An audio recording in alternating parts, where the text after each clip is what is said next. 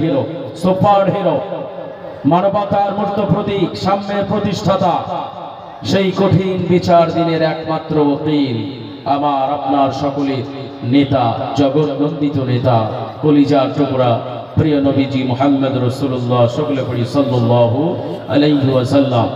তিনার প্রতি অজস্র দুরূদ ও সালাম শান্তির ধারা বর্ষিত হোক। সকলে পড়ি আল্লাহুম্মা আমিন। আল্লাহুম্মা সাল্লি আলাইহি আল্লাহুম্মা বারিক আলাইহি। আমি সর্বপ্রথমেই আমার আন্তরিক অকৃত্রিম সম্মাননা জ্ঞাপন করছি আজকের এই চলমান সভার মাননীয় যোগ্যতম সভাপতি মহাশয়, যিনি অধমকে কিছু বলবার অনুমতি প্রদান করেছেন। তারপরেই এই মাহফিলে আগত ওলামায়ে দ্বীন, বিশেষ করে আমাদের প্রতিবেশী রাষ্ট্র বাংলাদেশ থেকে এসেছেন ভাইজান, ওনার মুখ নিঃসৃত সুমিষ্ট বয়ান আপনারা শুনবেন। এবং আমার পূর্বে আমার চাচা বা ভাতিজা যাই হোক, বিখ্যাত একজন মুফাসসির, আমাদের হরিহর পাড়ার বুকে কয়েকজন বক্তা আছে, তার মধ্যে উনি একটা, আমার জনাব হযরত মাওলানা মুফতি মঞ্জুর আলম কাসেমি সাহেব খুব সুন্দর তাফসীর করছিলেন।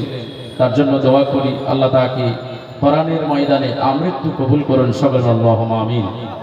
এবং সেই সাথে করে আমার সামনে বসে থাকা আপামার তৌহিদি জনতা, আমার প্রবীণ নবীন জওয়ান যুবক, বৃদ্ধ বয়স্ক মুরব্বী বাবা জীবন, আমার অত্যন্ত শ্রদ্ধাশীলা মা জননী এবং বোনেরা, আমার গোটা নতুন পাড়া চোয়া অঞ্চল অধিবাসী সকলকে, বিশেষ করে জলসা কমিটি এবং এই মসজিদের মাননীয় ইমাম সাহেব মহাশয় সকলকে, মাইকের আওয়াজে শুননেওয়ালা দূর দূরান্ত থেকে সমস্ত সম্প্রদায়ের, সমস্ত বর্ণের, সমস্ত শ্রেণীর সমস্ত মানুষকে আন্তরিক সম্মাননা শ্রদ্ধার নিবেদন করছি।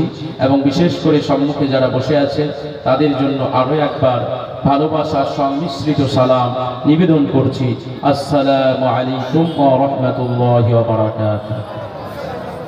আমি আপনাদের ঘরের সন্তান, এজন্য আমি বেশি সময় নেব না, খুব অল্প সময়ের মধ্যে মূল্যবান কিছু কথা উপস্থাপন করব। আমার আজকের আলোচনার তিনটে বিষয় থাকবে। কটা বললাম? বলেন সবাই, আপনারা কথা বলবেন, কারণ এই সময়ে আপনারা সকলে রুহানি জগতের স্টুডেন্ট, আর আমি আপনাদের কিছুক্ষণের জন্য শিক্ষক, টিচার, উস্তাদ যাই মনে করেন। তো আপনারা যদি কথা না বলেন আমার বক্তব্য দিতে অসুবিধা হবে। এজন্য যে আপনারা আমার কথাগুলি নিচ্ছেন না, উপেক্ষা করছেন বা না শোনার ভান করে বসে আছেন, এরকম করবেন না, কথা বলবেন ইনশাআল্লাহ। কটা বললাম? তিনটে পয়েন্ট বলবো। নাম্বার 1, আমরা জাতিগত দিক থেকে আমাদের পরিচয় হলো কি? জোরে বলেন, বলেন তো দেখি। যদি কেউ বলতে পারেন তার জন্য প্রাণ ভরে দোয়া করব। এবং কমিটির তরফ থেকে প্রাইজও আছে। এই প্রাইজগুলি কোথায়? এখানে আসেন। আচ্ছা, হ্যাঁ, জাতিগত দিক থেকে আমাদের পরিচয় কি? এই দেখেন, কেউ কেউ বলছে ইসলাম, আপনারা বলেন কি? একজন কে বলেছে মুমিন মুসলমান? উঠে দাঁড়ান। ভেরি গুড, রাইট অ্যান্সার, আলহামদুলিল্লাহ।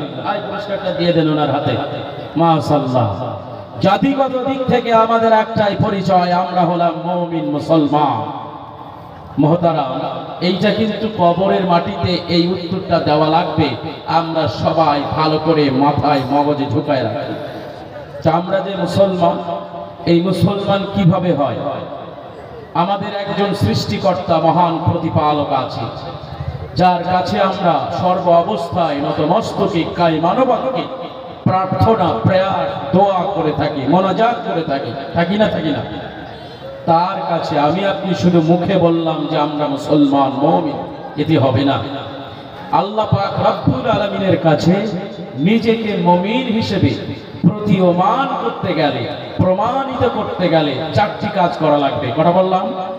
জোরে বলেন। 4টি কাজ করতে হবে। এই 4টি কাজ কি কি? একটা একটা করে অল্প অল্প সময় বলবো। যদি গুছিয়ে ভালো করে বলতে যাই মিনিমাম 4 ঘন্টা লাগবে, কিন্তু অত সময় নেব না। দ্বিতীয় নম্বর যে বক্তব্য আমি আপনাদের সম্মুখে রাখবো, ভারতীয় জনগণ আমরা একদিকে যেমন জাতিগত দিক থেকে মুসলমান, অন্য দিক থেকে ন্যাশনালিটি আমরা ইন্ডিয়ান, আমরা ভারতীয়। ভারতীয় সংস্কৃতি বিশ্ব ইতিহাসে অত্যন্ত মার্জিত।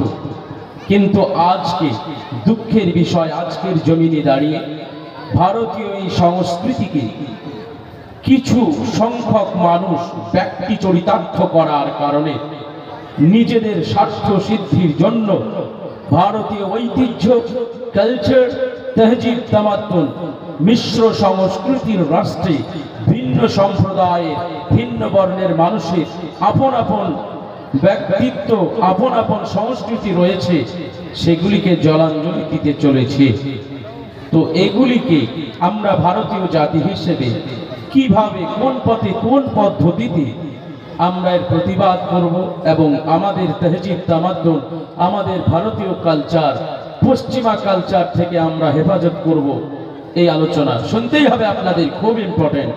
এবং আরো যে বিষয়, যেটা না বললে নয়, ভারতের গগনে বিষাক্ত কালো মেঘে ছেয়ে গেছে, আপনারা জানেন তো, বিষাক্ত কালো মেঘে ছেয়ে গেছে।